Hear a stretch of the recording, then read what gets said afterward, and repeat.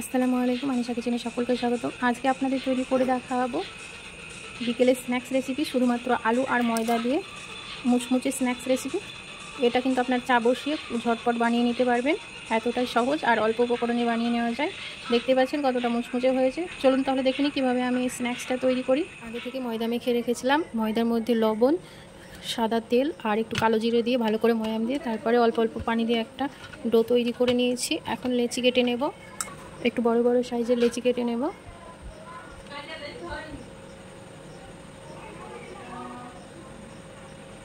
লেচিগুলো আমি কেটে নিয়ে তারপরে গোল গোল করে নিয়েছি। এখন এটা একটা সাইডে রেখে আলুর পুরটা রেডি করে নেব।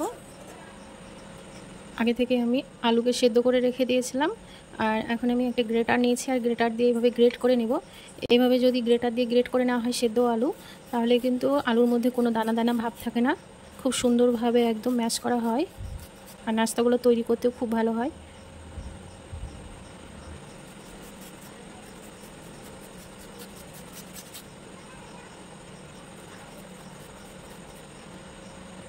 সমস্ত কটা আলু গ্রেট করে নেওয়া হয়ে গেছে। আমি এখানে মিডিয়ামের সাইজে দুটো সেদ্ধ আলু নিয়েছিলাম। এবার দিয়ে দেবো ম্যাগি মশলা। ম্যাগি মশলা দিলে খুব সুন্দর টেস্ট হয়। বিট নুন, চাট মশলা, চিলি ফ্লেক্স, লঙ্কা গুঁড়ো, কালারের জন্য একটু দেবো হলুদের গুঁড়ো। হলুদ গুঁড়োটা চাইলে আপনারা স্কিপ করতে পারেন, তবে দিলে দেখতে ভালো লাগে। জিরে গুঁড়ো, এবার দেবো স্বাদ মতো লবণ। এবার ভালো করে মাখিয়ে নেব।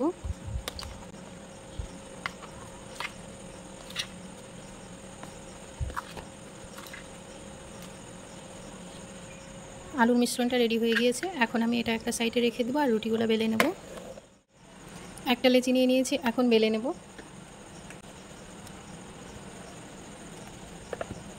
আমরা যেভাবে রুটি করি সেম সেইভাবেই কিন্তু বেলে নেব।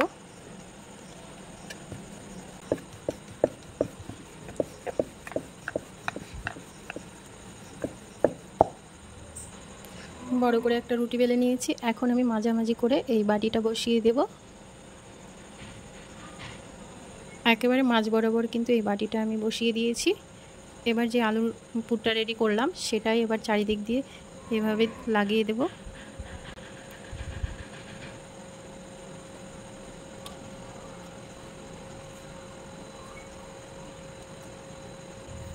আমি চারি সাইড দিয়ে ভালো করে রুটির মধ্যে আলুর পুরটা লাগিয়ে নিয়েছি। এবার বাটিটা তুলে নেব আর এইভাবে একটু পানি লাগিয়ে নেব।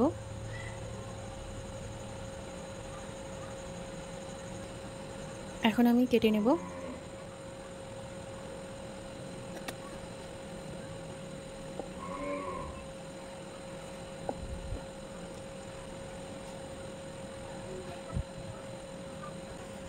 এবার একটা নিয়ে একটা কোণা এইভাবে ধরে এভাবে গোল করে নেব।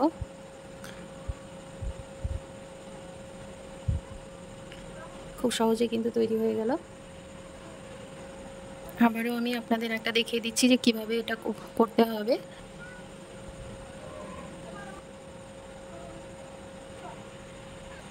আমি এখানে আরেকটা রুটি বেলে নিয়েছি আর একই পুর দিয়ে আমি আরেকটা নাস্তার শেপ তৈরি করে দেখাবো আপনাদের। তো সেমভাবে আমি আলুর পুরটা এই রুটির মধ্যে দিয়ে নেব।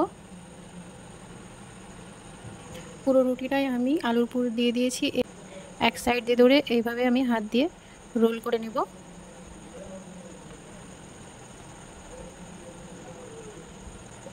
একটু পানি লাগিয়ে দেবো, এতে করে কিন্তু খুলে যাবে না, ভালোভাবে আটকে থাকবে। হাত দিয়ে একটু এইভাবে একটু গোল করে নেব। এখন আমি ছুরি দিয়ে এটাকে কেটে নেব।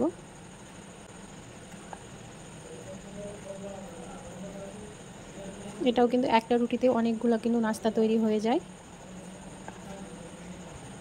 বানানো যেমন সহজ, খেতেও কিন্তু দারুণ হয়। এবার আমি একটা কাটা অংশ নিব,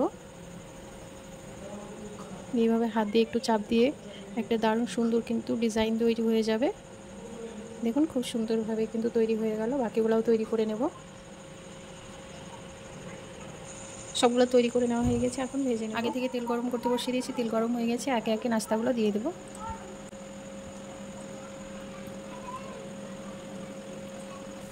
এখন নাস্তাগুলো উল্টিয়ে দেব।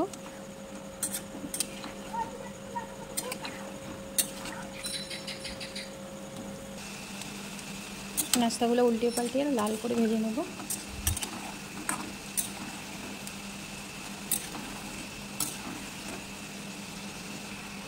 নাস্তাগুলো ভাজা হয়ে গিয়েছে, এখন তেল থেকে তুলে নেব।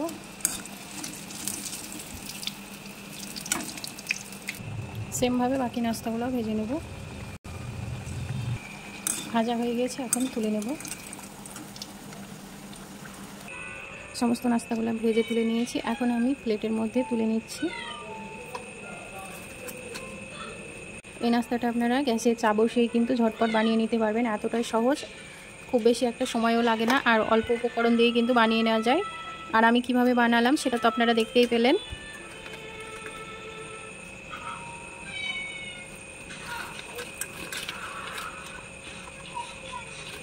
এই নাস্তার রেসিপিটা আপনাদের কেমন লেগেছে অবশ্যই কমেন্টের মাধ্যমে জানাতে কিন্তু ভুলবেন না।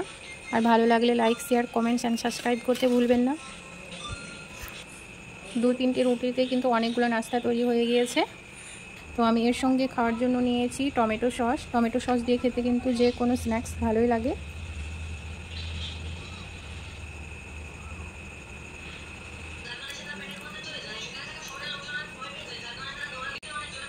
আমার চ্যানেলটি এখনও যারা সাবস্ক্রাইব করেনি তারা অবশ্যই সাবস্ক্রাইব করে দেবেন, আর যারা সাবস্ক্রাইব করেছেন তাদেরকে অসংখ্য ধন্যবাদ।